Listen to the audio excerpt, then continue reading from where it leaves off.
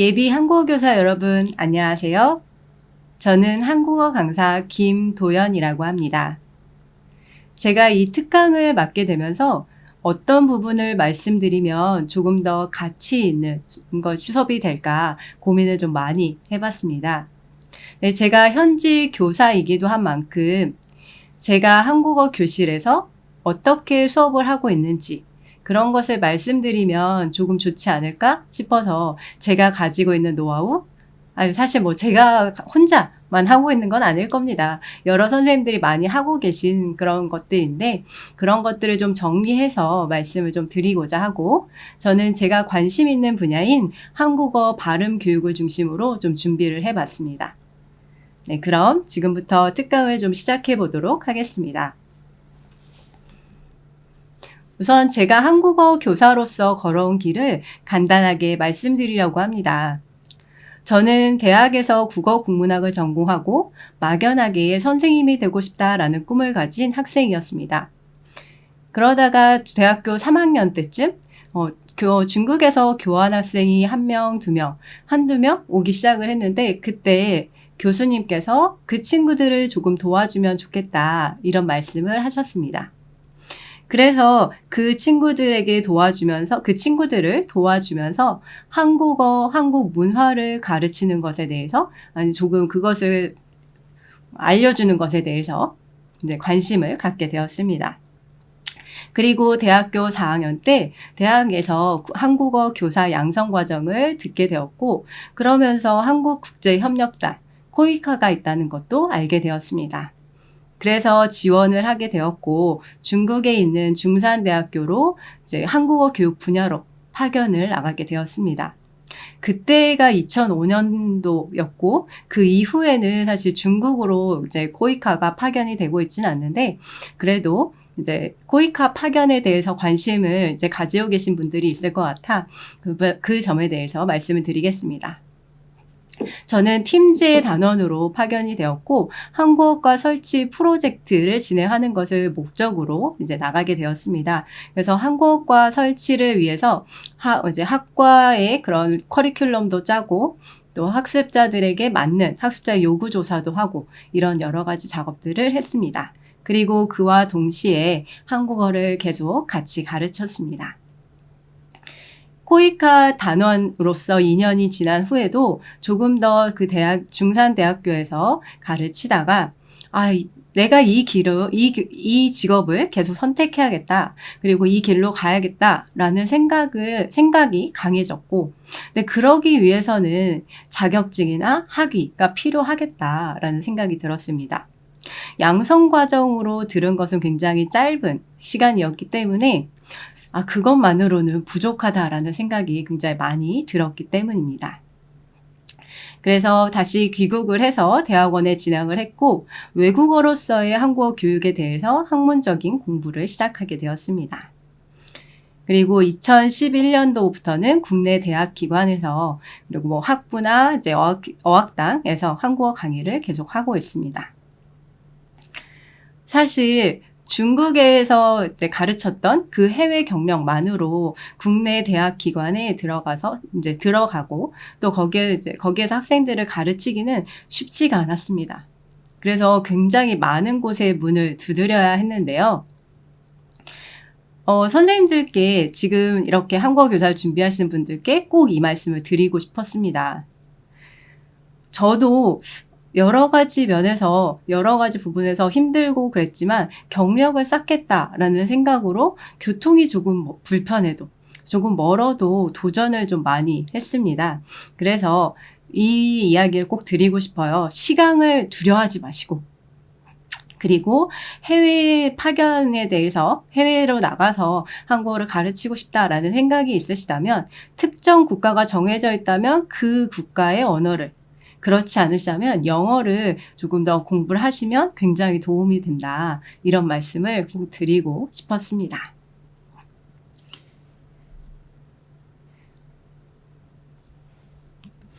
네. 다음은 이제 한국어 교육은 이제 어떤 부분에서 이제 차이가 있는지, 어떤 환경에 따라서 달라지는지 좀 말씀드리려고 합니다. 한국어 교육은 교수자의 환경에 따라서 이제 가르치는 방법이 다릅니다. 한국인 교사도 있고 외국인 교사도 있고 또 국내에서 가르칠 경우가 있고 해외에서 가르치는 경우가 있습니다. 한국인 교사나 외국인 교사 모두 국내에서 가르칠 경우에 한국어를 대부분 사용하게 됩니다. 한국인 교사는 100% 한국어를 사용해서 한국어를 가르치고 있고 외국인 교사의 경우에는 그 나라의 학습자가 많아서 이제 그 나라의 학습자가 많아서 단독으로 반이 구성이 될 경우가 있는데 학부에서는 특히 그런 수업이 있습니다. 그 경우에는 그 외국인 교사가 외국어를 사용하는 비중이 있기는 합니다. 하지만 대부분 한국어로 이제 한국어 수업을 진행을 하고 있습니다. 해외에서는 한국인 교사나 외국인 교사 모두 학습자의 모국어를 많이 사용을 하게 됩니다. 한국인 교사도 대부분 거의 절반 이상 이제 한국자의 모국어를 사용하는 것으로 알고 있고 외국인 교사는 100% 학습자의 모국어를 사용을 합니다. 죄송합니다. 네. 제가 중국에서 이제 가르쳤다라고 말씀을 드렸는데요. 그때 사실 저는 중국으로 파견을 나가기 전에 중국어를 전혀 모르는 상태였습니다. 한국 사람이 한국어를 가르칠 거다라는 생각으로 정말 용감하게 갔는데요. 막상 한 학기가 지나고 나서 굉장히 놀랄만한 사건이 있었습니다. 대학교에서도 놀랐고 학교 측에서도 놀랐고 저도 굉장히 놀랐는데요. 한 학기 지나고 강의 평가가 있었는데 학습자들에게서 이런 평가가 굉장히 많았습니다. 그래서 교사와 선생님과 의사소통이 되지 않아서 좀 힘들었다. 이런 의견이 굉장히 많았습니다. 그래서 저는 학교에서도 지원을 많이 받았고 저 개인적으로도 굉장히 많은 노력을 했는데 그렇게 하고 나서 그게 굉장히 도움이 많이 되었습니다. 쉬는 시간에 이제 모국어로 질문을 하면 그것을 한국어나 모국어로 조금 대답을 해줄 수도 있었고 학습자들끼리 이거 조금 모르겠다. 앞에서 배운 문법이랑 저 차이가 뭐지? 이런 이야기를 하는 것을 듣게 되면 한국어로 이거 조금 어려운 문법이라서 조금 힘드니까 천천히 다시 한번 이야기해 줄게요. 라고 하면서 다시 한번 이야기를 해줬더니 학습자들이 굉장히 좋아했습니다. 또 그것뿐만 아니라 학습자의 언어와 또 한국어의 차이를 교사 스스로 알고 있기 때문에 비교 대조학적으로 설명을 해줄 수도 있고 학습자들에게서 나타나는 오류를 설명을 해줄 수 있더라고요. 그래서 굉장히 도움이 많이 되었습니다. 다음으로는 학습자의 목적에 따라서 한국어 교육은 달라진다라는 말씀을 드리고 싶습니다. 일반 목적 학습자, 그러니까 의사소통을 목적으로 해서 한국어를 배우는 일반 목적 학습자가 있고 학부나 대학원에 진학하고자 한국어를 공부하는 학문 목적 학습자가 있고 그 외에도 외국인 노동자, 결혼 이주여성, 중도 입국 자녀, 세터민 등등 특수 목적 학습자들도 있습니다. 그래서 각각의 학습자에 맞게 한국어 교육을 해야 되는데 저 같은 경우는 사실 외국인 노동자, 특수 목적 학습자로 외국인 노동자에게 가르쳐 본 경험이 있긴 한데 그 기간이 굉장히 짧았고 제가 대부분 만난 학습자들의 대부분은 일반 목적 학습자이거나 학문 목적 학습자였습니다.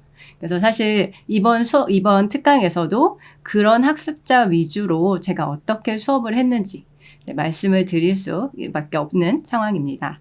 그 점은 좀 양해를 해주셨으면 좋겠네요. 한국어 교육은 또 이렇게도 중심을 두는 거에 따라서 이렇게 가르치는 방법이 다른데 어휘 교육도 있고 문법 교육도 있고 또 의사소통 중심으로 말하기, 의사소통 중심으로 통합교육을 말하기, 듣기, 읽기, 쓰기 통합교육을 하기도 하고 기능에 따라서 말하기 교육, 듣기 교육, 읽기 교육, 쓰기 교육 이렇게 하기도 합니다. 또한 문화교육도 있고 발음교육도 있습니다. 한국어 교재들은 주로 이제 의사소통 중심의 교재이기 때문에 말하기, 듣기, 읽기, 쓰기, 기능별 이렇게 되어 있거나 아니면 통합교재로 발간이 되고 있습니다.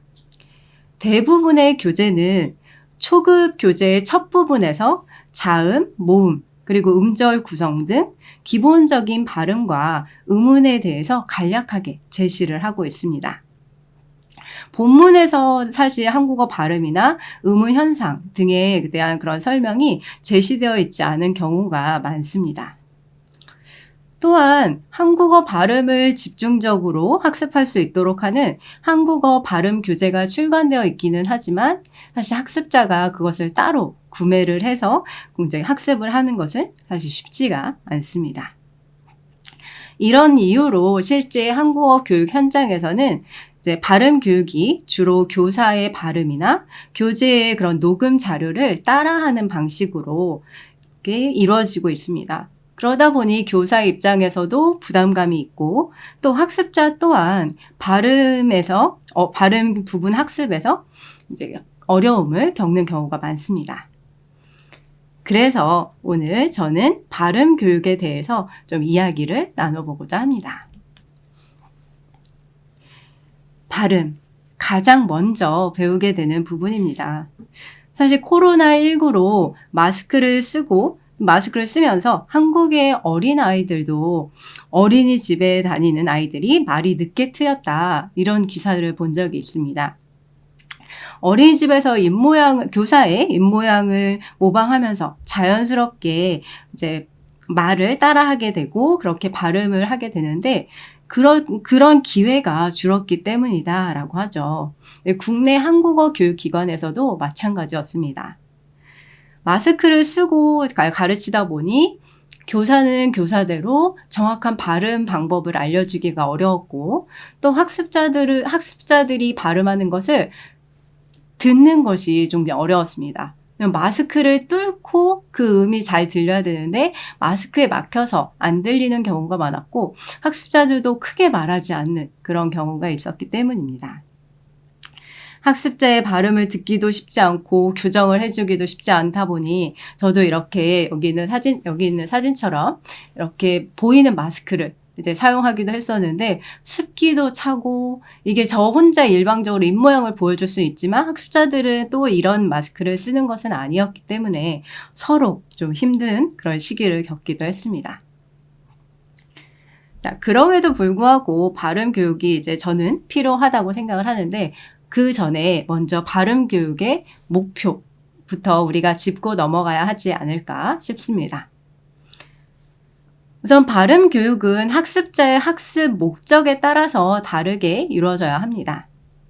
외국어 전문직에 종사하는 사람이나 외국에서 강의를 하는 사람, 또 외교관, 학문 목적 학습자들은 원어민 수준의 그런 정확성을 가진 그런 발음을 하기를 원합니다. 그리고 그렇기 때문에 그거에 맞춰서 지도를 해줘야 합니다.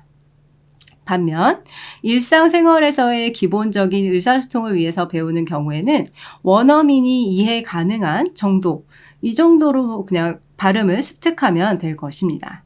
그렇기 때문에 교사는 이에 맞춰서 어느 정도 이제 서로 어디까지 해야 되고 이 정도면 괜찮다라는 것을 좀 이야기해 줄 필요가 있는 거죠. 발음 교육. 왜 필요할까요? 맞습니다. 발음은 언어 습득의 과정에서 가장 일찍 굳어집니다. 어린이의 모국어 습득 과정과 마찬가지로 발음은 학습 초기부터 체계적이고 계획적으로 진행을 해야 합니다. 그 이유는 한국어 발음은 다른 언어에 비해서 독특한 특징을 가진 부분이 많아서 어려워하는 영역이기도 하기 때문입니다. 다음으로 발음은 한국어 실력을 평가하는 첫인상입니다. 발음이 좋으면 한국어를 잘하는 것처럼 보입니다. 발음은 학습하고 있는 외국어의 유창성에 관한 첫인상을 좌우합니다. 외국인의 발음을 듣고 그것만으로 한국어가 유창하다든지 부족하다든지를 판단하게 됩니다. 즉, 발음은 학습 대상 언어의 그런 겉모습이라고 할 수 있겠습니다. 다음으로 부정확한 발음은 의사소통에 장애가 됩니다. 커피를 코피라고 하거나 11일, 12일, 11월, 12월, 1과 2 같은 경우에 전화번호를 말할 때나 날짜를 말할 때 굉장히 장애가 되는 경우가 있고, 또 돈 같은 경우에는 34,000원과 43,000원 이런 오류로 인해서 서로 굉장히 큰 장애가 되는 것을 우리는 쉽게 발견을 할 수가 있습니다. 저는 이 이유로 가장 발음 교육이 필요하다라고 생각을 하는데, 학습자의 발음 오류는 듣기와 쓰기에 영향을 미칩니다. 몽골 학습자의 쓰기 오류, 중국인 학습자의 쓰기 오류, 일본인 학습자의 쓰기 오류를 제가 가지고 왔는데, 얼마 전 만난 학생들에게 나온 장문에서 제가 발견한 오류들입니다. 한번 보실까요? 몽골인 학습자의 쓰기 오류를 보겠습니다. 기리고 기녀와 전현을 먹었습니다. 굉장히 무서운 문장이 됐는데요. 자, 어떤 오류에서 이렇게 나온 걸까요? 몽골인 학습자는 발음을 잘 못하고 이처럼 발음을 합니다. 그러다 보니 쓰기를 할 때도 그대로 자기의 발음 그대로 써서 그리고를 기리고, 그녀와를 기녀와 이렇게 쓰고, 저녁을 먹었습니다의 그 받침을 정확하게 학습하지 않아서 전현을 먹었습니다. 이렇게 쓴 경우가 있습니다. 또 중국인 학습자의 오류로는 저는 중국에서 왔습니다. 그래서 오와 우의 구분이 잘 되지 않아 종국에서 왔습니다로 쓰는 경우가 있고, 또 일본인 학습자의 오류를 보니 즐겁게 지내고 있는, 이래서 즐겁게, 그러니까 발음을 정확하게 하지 않으니까 즐겁게로 이렇게 오류를 범했고, 또 지내고 있는, 그래서 즈치의 구분이 또 제대로 되지 않는다라는 것을 알 수가 있습니다. 그리고 발음은 학습자의 발화 자신감에 영향을 미칩니다. 발음이 좋으면 한국 사람들이 한국어 잘하네요 라고 이야기를 하기 때문에 그 학습자는 적극적으로 의사소통을 하게 됩니다. 적극적으로 의사소통을 하게 되면 당연히 한국어 능력은 향상될 수밖에 없는 거죠. 그래서 발음이 좋은 학생일수록 한국어 능력이 좋아질 수 있다. 그래서 발음 교육이 필요하다.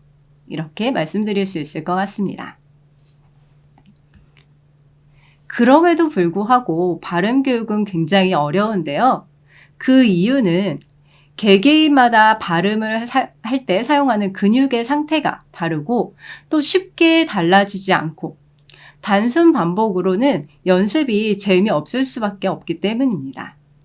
우리가 헬스를 한다고 해서 바로 단기간에 살이 빠지거나 몸이 좋아지거나 그러지 않는 것처럼 발음 교육이 오랜 시간 이렇게 걸릴 수밖에 없다는 것입니다. 자, 그럼 발음 교육을 이제 해야 되는데 우리는 교사로서 어떤 준비를 해야 할까요? 우선 학습자들이 좋은 방법을 이해하고, 또 변별적으로 구분을 할 수 있게 해주고, 또 변별적으로 표현을 할 수 있게, 표현을 낼 수 있게, 산출할 수 있게 해줘야 합니다.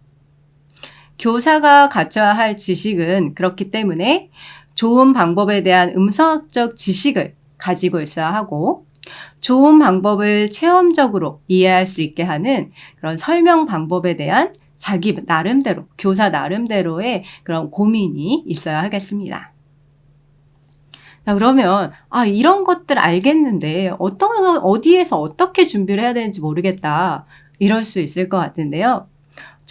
제가 개인적으로 찾아본 것들은 이런 것들이었습니다.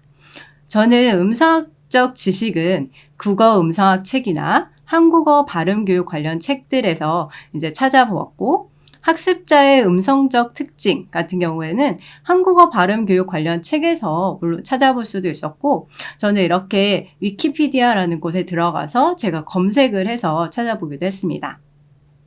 한국어로 바로 번역이 되기 때문에 굳이 뭐 이렇게 영어로 보지 않아도 가능합니다.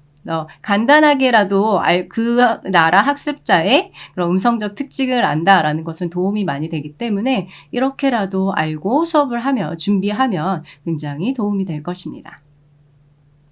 그리고 설명 방법이나 수업 자료 같은 경우에는 한국어 발음 교육 관련 책에서 찾아보기도 하고, 한국 학습자 교육용 발음 교재, 또 학회에 참여하는 것도 굉장히 도움이 됩니다.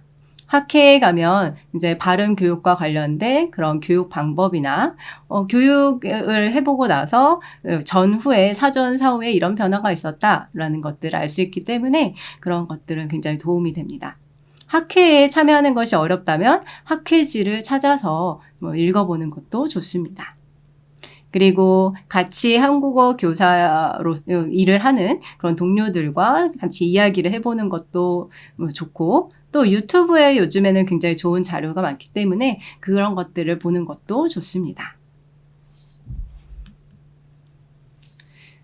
네, 그래서 이제 제가 발음 교육을 하는 그런 것들 교실 현장에서 어떻게 하는지를 말씀드리려고 하는데, 그 전에 언어권별로 어떤 대표적인 오류는 있는지 간단하게 좀 적어본 것을 같이 이야기 나눠보도록 하겠습니다. 영어권 학습자의 경우 단모음 오를 오우처럼 들리도록 발음하는 경우가 있습니다. 중국인 학습자에서도 이런 오류가 있는데요. 오의 입모양에서 입술을 닫는 과정에서 입모양의 변화가 일어나서 이런 오류가 나타납니다. 그 경우에 이제 길게 발음하면서 좀 동그란 입 모양을 유지하도록 지도를 해야 할 필요가 있겠습니다. 그리고 이거를 의처럼 이음절로 발음을 하는 그런 오류도 있습니다. 중국어권 학습자들은 오와 어의 구분이 잘 되지 않습니다. 어가 모국어에 없어서 어를 오로 발음하거나 어와 오의 중간처럼 발음하는 경우가 있습니다. 그리고 단모음을 이중모음처럼, 이중모음을 삼중모음처럼 발음하는 경우가 있습니다. 단모음을 입모양이 바뀌지 않도록 지도를 해줘야 되고, 이중모음도 이음절, 삼음절이 아닌 일음절로 발음하도록 지도할 필요가 있습니다. 요리를 이요리, 이오우리 이렇게 발음을 하더라고요. 그런 것들을 그렇게 이중모음이 삼중모음이 되지 않도록, 이중모음, 삼중모음처럼 발음하지 않도록 해줄 필요가 있겠습니다.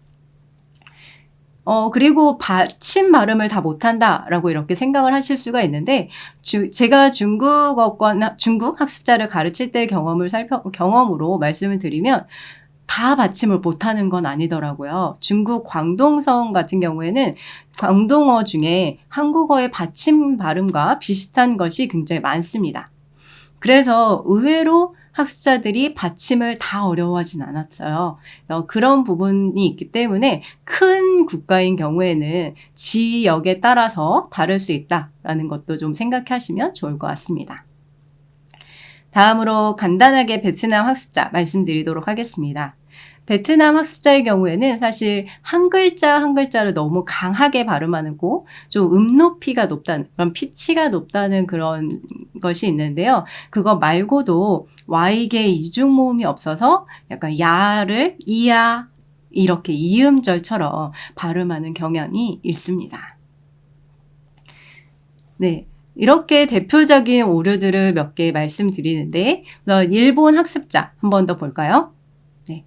일본 학습자들은 의와 우의 구분이 잘 안 됩니다.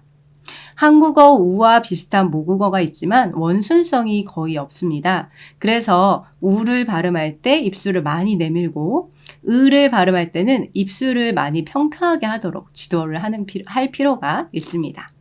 또 어와 오의 구분이 잘 안 되는데 어가 모국어에 없기 때문입니다.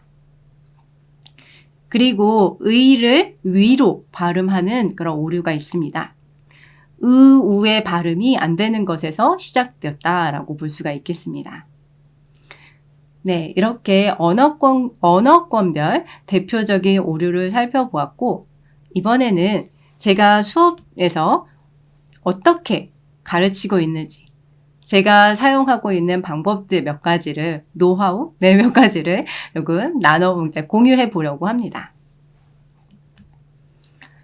우선 제일 중요한 것은 학습자의 동기 유발이지 않을까 싶습니다. 발음의 중요성을 학습자들이 인지할 수 있도록 해줘야 하는데요. 이런 것들을 예로 들면서 보여주실 수 있을 것 같습니다. 마트에서 아줌마 버섯 주세요를 해야 되는데 받침 발음이 제대로 안 돼서 아줌마 버섯 주세요 이렇게 하면 굉장히 부끄러운 일이 생길 수 있다. 또 소개팅 후에 어제 만난 사람 너무 멋있었어 이야기를 해야 하는데 어제 만난 사람 너무 맛있었어 이렇게 이야기를 해서 좀비가 될 수 있다. 그리고 이분은 우리 선생님이야. 그런데 우 발음을 제대로 안 해서 오리 선생님이야 라고 하면 이렇게 꽥꽥하는 오리가 될 수 있다 라는 이야기도 하면 이것은 학습자들이 초급 1의 후반부만 돼도 이해할 수 있는 문장들이기 때문에 그렇게 그 학생들에게도 이런 얘기를 해주면 내가 발음에 아주 작은 실수로 인해서 이렇게 의미가 달라질 수 있구나 조심해야겠다 연습해야겠다 이런 생각을 하게 되는 것 같습니다. 그래서 학습자들이 실제로 발음에 주의할 수 있도록 이런 이야기들을 해주시면 좋을 것 같습니다.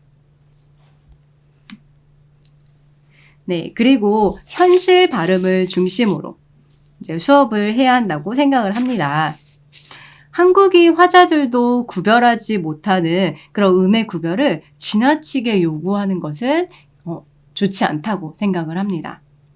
물론 학습자가 그래도 어떻게 발음하는지 정확하게 알고 싶다라고 하면 입 모양을 조금 더 작게 하고 조금 더 크게 하고 이거는 단모음이니까 입을 움직이지 않고 왜 같은 경우에도 여기에 왜는 단모음이고 이거는 조금 더 입을 좌우로 크게 벌리고 그리고 세 번째는 우리가 위아래로 조금 더 크게 조금 더 길게 벌릴 수 있다라는 이야기를 해줄 수는 있지만 이렇게 구체적으로 그거를 수업 중에 이거는 꼭 이렇게 해야 돼라고 하게 되면 학습자들이 굉장히 부담감을 갖고 그 진도를 나가기가 쉽지가 않습니다. 여기에 멈춰서 더 나가지 못하는 그런 상황이 생길 수 있기 때문에 너무 그렇게 하나하나를 요구하는 것은 좋지 않다고 생각을 합니다. 네, 그리고 발음 교육 순서입니다. 사실 그 기관마다 사용하는 교재가 다르고 기관에서의 방식이 다르기 때문에 어떤 것이 정답이다라고 말씀을 드릴 수는 없습니다. 네, 보통은 이렇게 단모음 그리고 자음 그리고 자음과 단모음의 결합 그리고 이중모음을 가르치고 이중모음과 자음 또 결합을 하고 그 다음 경음을 가르쳐주고 평음, 경음, 격음을 구분을 합니다. 그리고 모든 자음과 모든 모음을 연습을 하고 같이 된 음절을 연습을 하고 받침을 또한 교육을 합니다. 자음을 가르칠 때는 보통 저는 을을 붙여서 그느, 드르 해서 가르치고 다 끝나고 시간이 이제 되면 이제 자음의 명칭을 그렇게 따로 알려주는 편입니다.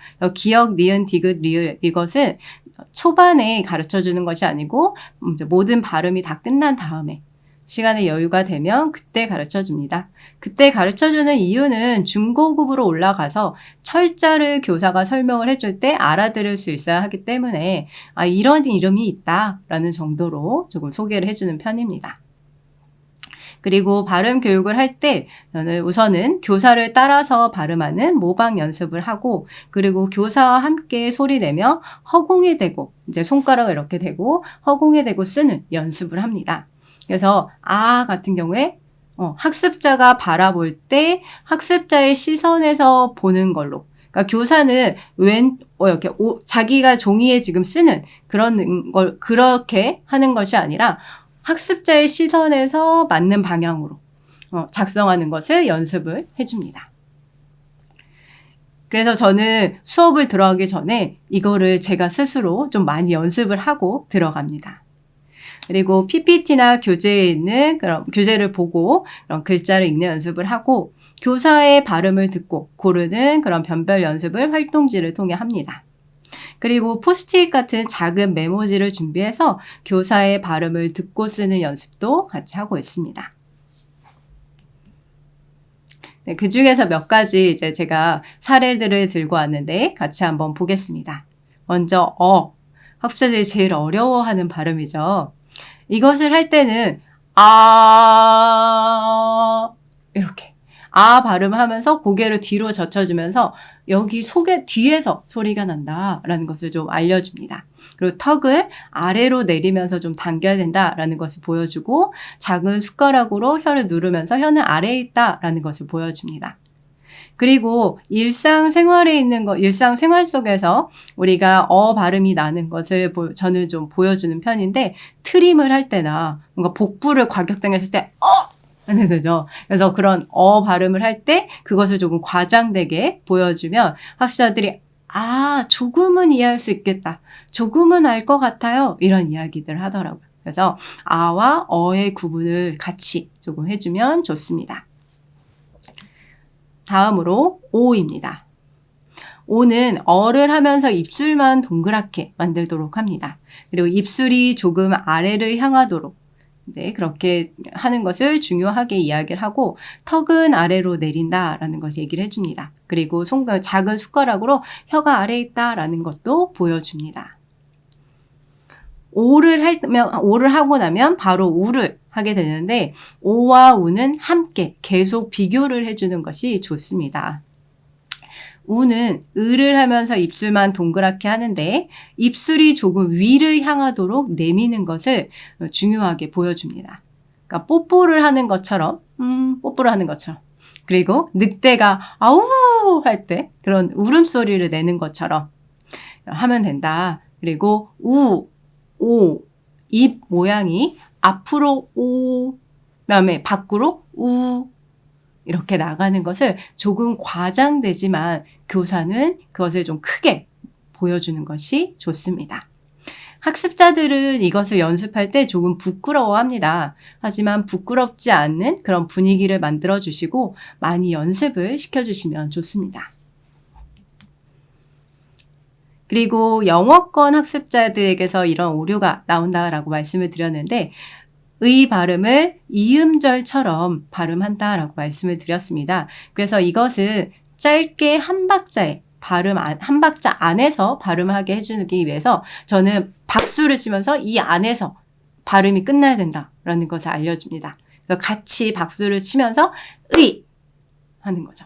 그래서 이런 연습을 좀 많이 하면 5번, 10번 정도 하면 학습자들이 아주 짧게 좀 한 발음을 해내는 편입니다.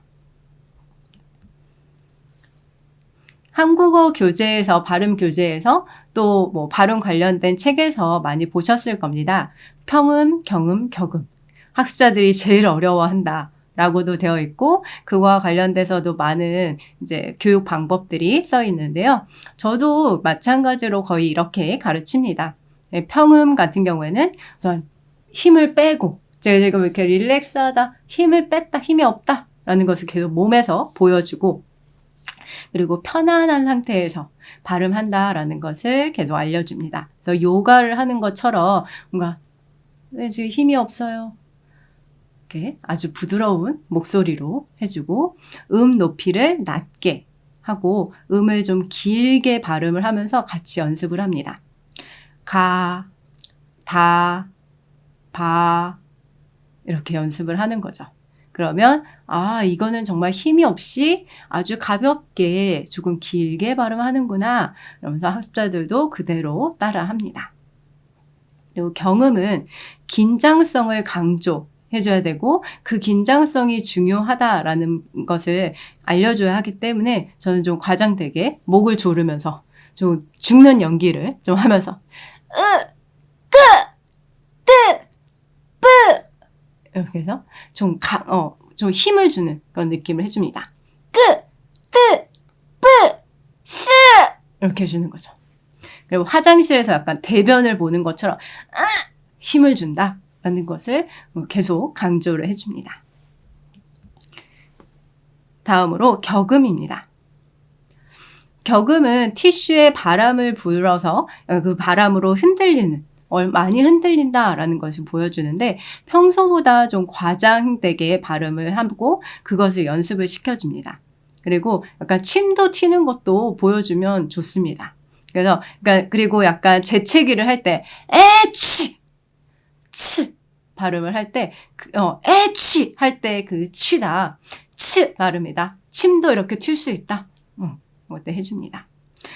지금 제가 여기에, 지금 이쪽에 있는 여기에서 발음 방법은, 누리세종학당에서 나온 사이버 한국어 입문이라는 책에서 나온 부분인데, 이처럼 이제 평음, 경음, 격음에 있어서 긴장성과 또 입에서 바람이 나오는 기식성 이런 것을 그림으로 잘 보여준 부분이 있었습니다. 그래서 이런 것들을 수업 중에 활용을 하셔서 조금 보여주시면 굉장히 학습자들은 좀 수월하게 좀 학습을 할 수 있을 겁니다. 머리로 이해를 할 수는 있겠죠. 그 다음에 많이 연습은 해야 되겠지만, 네. 그래서 이런 그림을 직접 보여주시는 것도 좋고 또 판서로 이렇게 해주시면 학습자들이 이거는 바람이 나가는 거고 바람이 세게 나가는 거고 이거는 긴장을 해야 되는구나 약간 목에 힘을 주고 발음을 하는구나 라는 것들을 스스로 좀 생각하고 발음할 수 있게 해줄 수 있을 것 같습니다. 그래서 제가 앞에서도 이야기를 드렸는데 일상에서의 행동을 활용을 해서 발음 방법을 제시해 주시면 좋습니다. 아까 발음을 할 때도 복부를 이렇게 복부에 타격을 받았을 때 내거나 뭔가 재채기를 하면서 에취 하면서 치 발음을 가르치거나 그래서 이런 것들을 활용을 해서 발음 방법을 조금 제시를 해주면 도움이 조금 더 빨리 쉽게 좀 발음을 알게 되는 것 같고 초급 학습자들은 사실 좋은 위치와 방법을 설명해 주는 것이 힘듭니다. 그래서 이제 혀의 위치나 모양을 시각적으로 제시해 줄 필요가 있는데 어떤 선생님들은 이렇게 고무장갑을 들고 수업으로 들어가시는 선생님들도 있으시고 저는 이렇게 나무젓가락에 빨간 종이를 붙여서 유연한 빨간 종이를 붙여서 여기에 이렇게 혀가 어디에 있다라는 것을 보여주기도 했고 손을 이용해서 여기는 이거는 혀다라고 하면 혀가 여기에 닿는다 여기에 닿는다 이렇게 들어간다 이런 것들을 조금 손으로도 보여주기도 했었습니다. 그래서 선생님들 나름대로의 어떤 그런 자료들 어떤 나름대로 이제 사용 도구를 좀 이용을 하셔서 수업을 하시면 좋을 것 같습니다. 네, 그리고 발음 교육 프로그램을 활용하실 수도 있습니다. 누리세종학당 재단에서 나온 이렇게 팝팝인 코리언이라는 것이 있는데 좋은 위치를 시각적으로 제시해주고 학습자들의 흥미 유발을 할 수 있는 그런 가능성이 있기 때문에 굉장히 좋은 자료라고 생각이 듭니다. 지금은 약간 다운로드를 했을 때 이게 잘 실행이 되지 않더라고요. 근데 아마도 그것이 이제 곧 개선이 될 거라고 생각하고 이런 것들을 이용하시면 좋을 것 같습니다. 물론 기관에서 가르칠 경우에는 이것까지 수업 시간에 할 여유는 없습니다. 그리고 기관의 다른 반과 동일하게 이루어져야 되기 때문에 쉽진 않은데 학습자들에게 이런 게 있으니까 한번 연습해봐라. 이거를 해보면 도움이 된다. 라는 것도 알려주실 수 있을 것 같고 이 외에도 요즘 한국어 발음을 연습할 수 있는 또 어휘를 공부할 수 있는 토픽 시험도 공부할 수 있는 그런 어플이 많이 개발되어 있기 때문에 그런 것들을 같이 소개해 주시면 좋을 것 같습니다. 그리고 발음 교육에서 할 수 있는 활동을 몇 가지 소개해 드리도록 하겠습니다. 우선 받침 없는 동화를 한번 읽어보는 것도 좋고 그걸 다 하고 나면 받침 있는 동화도 읽어보면 좋습니다. 그래서 서점에 가시면 굉장히 많은 책들이 있는데 한번 보시면서 받침이 아이들을 위해서 이제 발간된 그런 동화를 보시면 받침이 없는 걸로만 이루어진 게 있습니다. 그래서 그런 것들 찾아서 이렇게 그리고 짧게 된 거, 너무 긴 건 안 됩니다. 그래서 짧은 걸로 이렇게 같이 읽는 연습을 하면 굉장히 좋아하더라고요. 아, 내가 하루 이틀밖에 안 배웠는데, 4시간? 8시간밖에 안 배웠는데, 이렇게 벌써 읽을 수 있어? 이렇게 생각하더라고요. 그런 점에서 동화책을 같이 읽어보는 것도 좋고, 한국 노래 가사만, 그러니까 노래를 전혀 들려주지 않고 노래 가사만 적어서 그것을 보여주고 한번 읽어보세요. 우리 같이 읽어봐요. 라고 하고 같이 읽어본 후에 노래를 들려주고 이 노래가 이거예요. 라고 해주면 학생들이 굉장히 좋아합니다. 아주 옛날이긴 하지만 제가 중국에서 있었을 때 대장금이 굉장히 유행을 했는데 그 대장금에 나오는 오나라 곡을 전혀 알려주지 않고 거기 있는 가사를 적어서 이거 같이 읽어보자. 발음 규칙 이제 음문에 대한 발음에 대한 교육이 다 끝난 후에 한번 읽어보세요 하고 같이 읽고 나서 이 노래 가사가 이거예요라고 해주고 그 노래를 들려주고 하니까 학습자들이 그 노래 가사를 계속 들고 다니면서 자기가 노래를 부르더라고요. 그래서 요즘은 BTS 굉장히 인기가 좋지 않습니까? BTS나 블랙핑크 이런 가수들의 노래도 아니면 아이유의 노래나 이제 좀 지나긴 했지만 빅뱅의 노래들도 아직은 인기가 많더라고요. 그래서 그런 것들을 이용하셔도 학습자들 동기 유발에는 굉장히 좋을 것 같습니다.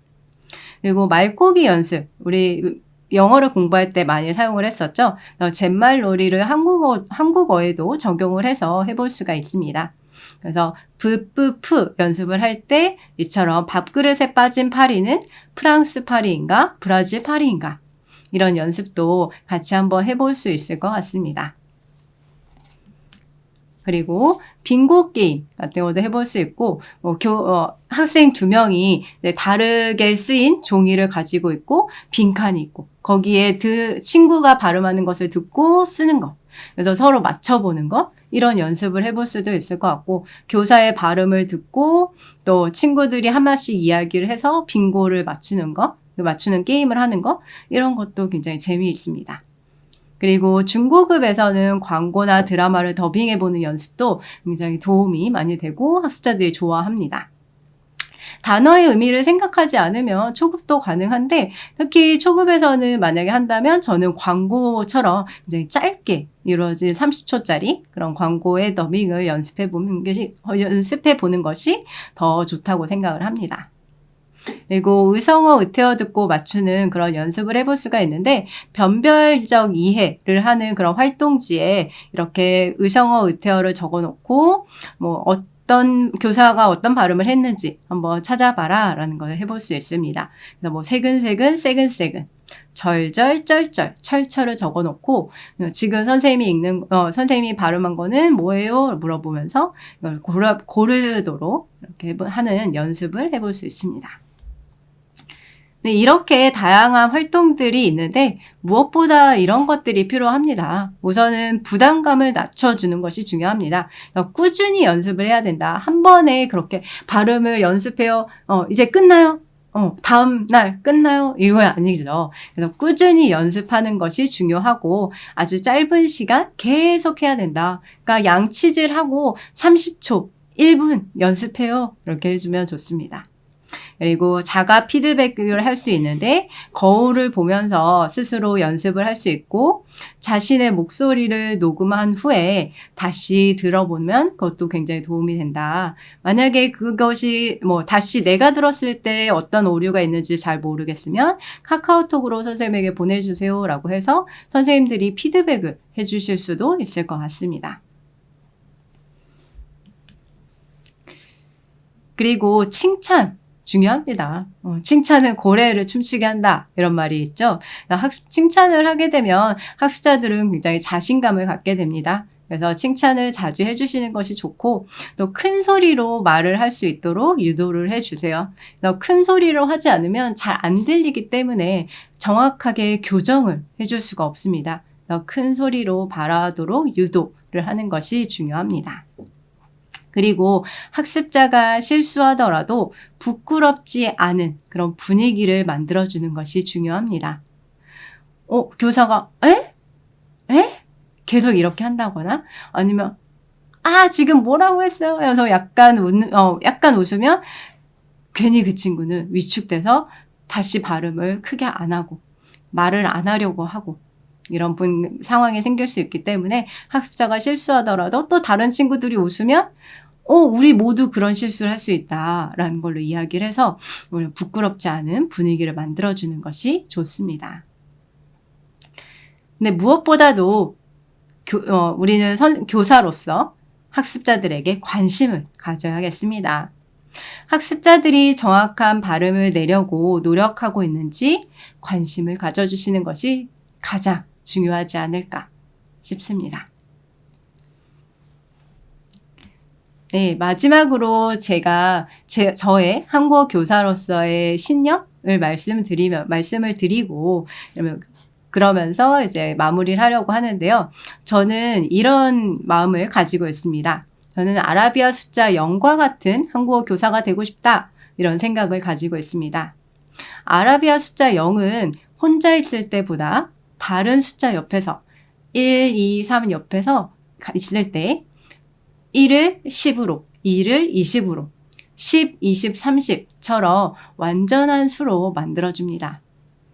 이처럼 외국인 학습자가 저에게 한국어를 배워서 조금 더 빛나는 사람이 되었으면 좋겠다. 이런 생각을 가지고 있습니다. 학습자를 조금 더 빛나게 해줄 수 있는 그런 한국어 교사가 되고 싶습니다.